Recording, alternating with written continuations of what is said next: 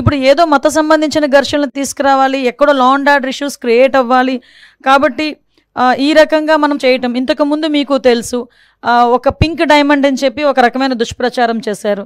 అరే అసలు పింక్ డైమండే లేదు అని చెప్పి ఆర్కియాలజీ డిపార్ట్మెంట్ వాళ్ళు కూడా బయటకు వచ్చి చెప్పే పరిస్థితి వచ్చింది.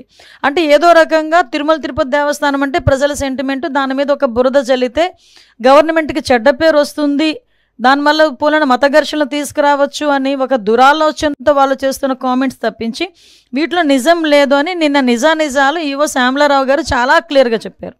ఎంత దౌర్భాగ్యం అంటే అక్కడ ఈవెన్ ఆ గోశాలకి 2023 నుంచి విజిలెన్స్ అధికారులని కూడా లోపలికి రానివ్వని పరిస్థితి, అంటే లోపల ఏం జరుగుతుందో కూడా తెలియని పరిస్థితి. అదేవిధంగా కనీసం ఆవులకి ఇచ్చే దానాన్ని కూడా కల్తీ చేసి అందులో కూడా కనీసం నాణ్యత లేని దానాలని కూడా పెట్టే పరిస్థితి కనిపించిందని సాక్షాత్తు ఈవో శ్యామలరావు గారు చెప్పడం జరిగింది. ఎవరైతే ఇలాంటి అసత్యపు ఆరోపణలు చేస్తున్నారో, అసత్యపు ఆరోపణలు చేసిన ప్రతి ఒక్కరి మీద కంపల్సరీగా చర్యలు ఉంటాయి. వీళ్ళు ఎలాగ మ్యానిపులేట్ చేస్తున్నారంటే మీకు ఒక ఎగ్జాంపుల్ చెప్తానండి.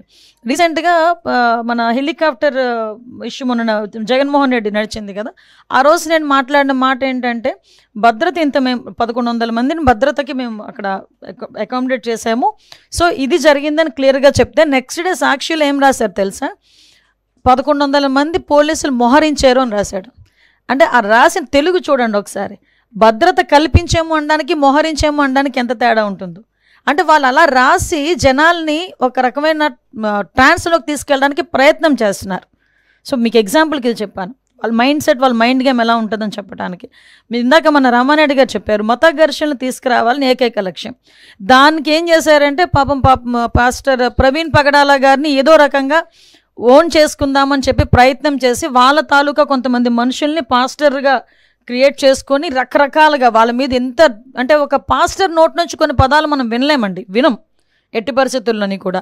అటువంటిది మేము పాస్టర్ ముసుగులో కొంతమంది బయటకు వచ్చి నోటుకు వచ్చినట్టు మాట్లాడారు. అయినా కూడా గవర్నమెంట్ చాలా నెమ్మదిగా ఉండి ఇట్టి పరిస్థితుల్లోని సమయం కోల్పోకుండా పోలీస్ డిపార్ట్మెంట్ వాళ్ళు కానీ మేము కానీ చాలా బ్యాలెన్స్డ్కి వెళ్ళాం. ఈ మధ్యకాలంలో జరిగిన సంఘటనలు మీకు తెలిసే ఉంటుంది. నరసన్నపేటలోని ఒక టెంపుల్ మీద వెళ్ళి జీసస్ వర్డ్స్ రాయించారు, ఒక చర్చ్ దగ్గరికి వెళ్ళి జై శ్రీరామ్ అని రాయించారు.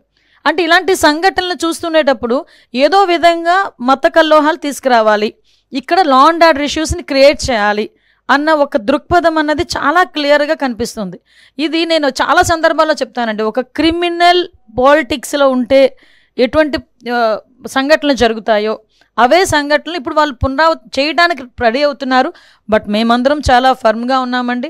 ఎట్టి పరిస్థితుల్లోనే అటువంటి వాళ్ళు ఊహించుకొని ఏదో చేద్దాం అనుకున్నా కూడా చేసే పరిస్థితి అయితే ఉండదు. మేమందరం కూడా చాలా అలర్ట్గా ఉన్నాం.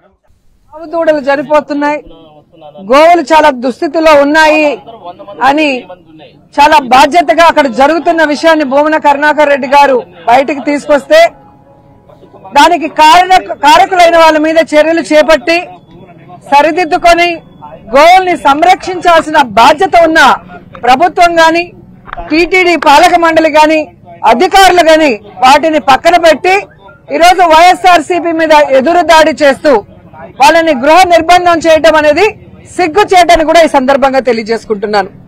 ఆవు దూడలు చనిపోతున్నాయి, గోవులు చాలా దుస్థితిలో ఉన్నాయి అని చాలా బాధ్యతగా అక్కడ జరుగుతున్న విషయాన్ని భూమన కరుణాకర్ రెడ్డి గారు బయటికి తీసుకొస్తే దానికి కారకులైన వాళ్ళ మీద చర్యలు చేపట్టి సరిదిద్దుకొని గోవుల్ని సంరక్షించాల్సిన బాధ్యత ఉన్న ప్రభుత్వం గాని టీటీడీ పాలక మండలి గాని అధికారులు గాని వాటిని పక్కన పెట్టి ఈరోజు వైఎస్ఆర్సీపీ మీద ఎదురుదాడి చేస్తూ వాళ్ళని గృహ నిర్బంధం చేయడం అనేది సిగ్గు చేయడాన్ని కూడా ఈ సందర్భంగా తెలియజేసుకుంటున్నాను.